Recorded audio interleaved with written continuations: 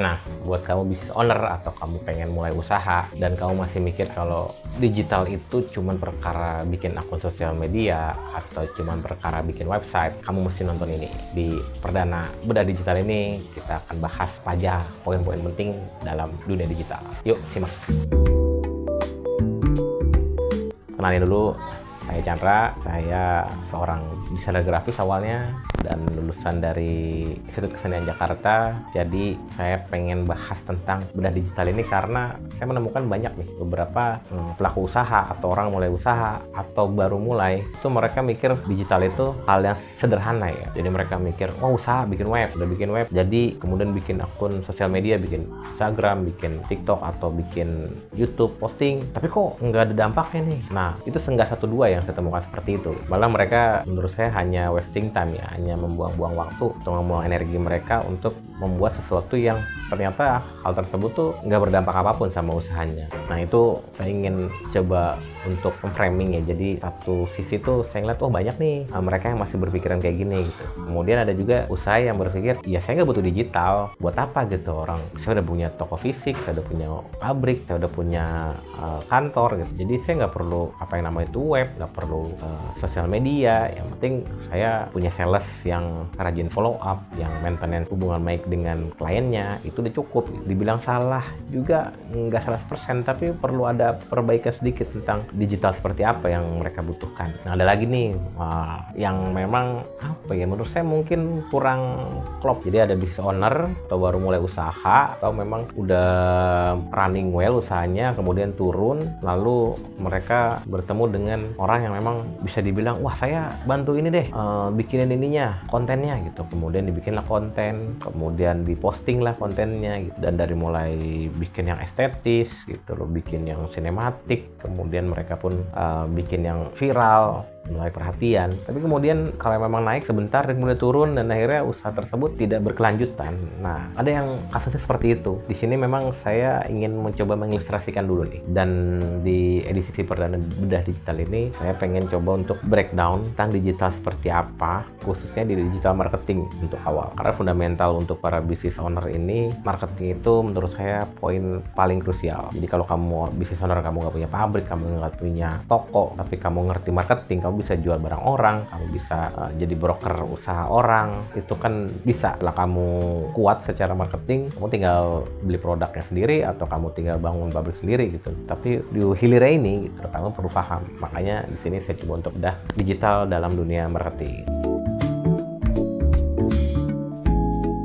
Pertama gini, sebenarnya kalau bicara digital itu orang nyambungnya biasanya ke website, ke akun sosial media, ke Google Business, kemudian juga nyambung ke video, konten, seperti itulah. Nah, kalau diilustrasikan, sebenarnya jika kita mengaku offset itu sebagai toko, maka Google Maps itu dibutuhkan sebagai jalannya. Kemudian kita juga butuh papan-papan penunjuk ya. Itu sosial media itu bisa dijadikan sebagai papan penunjuk. Dan toko itu kalau misalnya di depannya misalnya ada sales yang, ayo Pak, sini Kak, mari Kak, gitu loh. Itu pun bisa dibantu dengan landing page atau leads dari fitur website itu gitu. Jadi semuanya itu bisa saling terkait. Ditambah lagi kalau misalnya kalian pakai CCTV itu seperti data-data yang kalian dapat nih dari dunia digital marketing itu jadi panduan ya ketika kalian mau mengambil keputusan. Nah, kalian coba bayangkan seperti itu dulu gitu ketika berbicara digital. Kalau misalnya salah satunya nggak ada, ya masih berjalan, tapi bisa jadi karena tidak maksimal akhirnya toko tersebut tutup. Maka itu kita perlu berpikir secara lengkap di sini.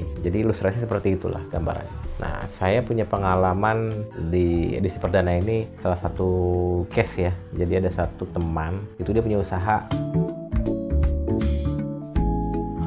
interior, atau lebih tepatnya workshop furniture sama kitchen set. Itu running udah lebih dari 7 tahun, bahkan 10 tahun mungkin. Nah, ketika kondisi negara sedang tidak baik-baik saja, khususnya di beberapa bulan belakangan lah, itu beliau hubungi saya lah, ini gimana ya bro gitu loh, ini kondisi. Nah, saya kan tipe kalau orang yang tidak suka menyalahkan kondisi ya. Jadi kalau misalnya kita ingat di COVID itu buat banyak orang mungkin ini momok yang menakutkan, tapi buat pengusaha farmasi ini peluang besar. Jadi problem itu tinggal tinggal mengganti POV kita aja. Nah, di sini saya bilang ke teman saya, "Yaudah bro, kita cek dulu ya," gitu loh. Maksudnya apa sih bottleneck atau problem selalu tuh gitu kan. Jadi temuanlah kita. Dari situ saya menemukan beberapa poin-poin penting, dan memang selama ini beliau jenis model bisnisnya itu memang langsung ke pihak tengah ya. Jadi entah itu arsitek, entah itu sipil gitu. Jadi beliau itu tidak ke end user langsung. Selama ini ketika si pihak tengah ini orderannya sepi, ya mau nggak mau berdampak ke teman saya ini gitu. Dan teman saya itu tidak butuh iklan atau sosial media atau website yang mumpuni gitu, karena dia ngerasa ketika si pihak tengah ini lihat kemudian oh ini trusted nih gitu, kerjanya rapi, oke gitu, itu selesai gitu. Namun kondisi seperti ini saya coba bedah lagi gitu loh, maksudnya oke, seperti ini. Jadi dia yang model bisnis pertama awalnya A, akhirnya ketika berdiskusi dengan teman saya ini, kita coba untuk merombak bisnis model.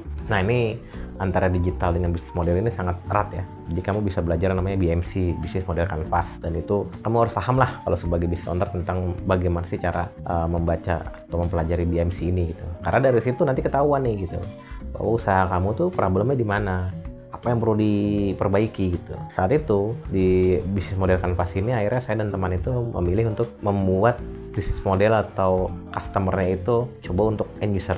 Karena lokasi dia itu bisa dibilang tempat perumahan paling banyak ya, yaitu daerah Cibubur, Cilengsi. Akhirnya mulailah kita coba analisa, kita bikin positioningnya, kita rombak semua corporate identity-nya, dan tampilan barunya berubah total. SDM-nya tetap sama, workshop-nya tetap sama, hanya saja persepsi yang dilihat oleh customer itu berubah. Jadi akhirnya saya coba buatkan bukan cuma website, tapi dari mulai akun sosialnya, dari mulai Google bisnisnya. Karena selama ini ternyata teman saya itu tidak menggunakan Google Business. Jadi dari sini saya akhirnya coba untuk ini penting nih gitu loh.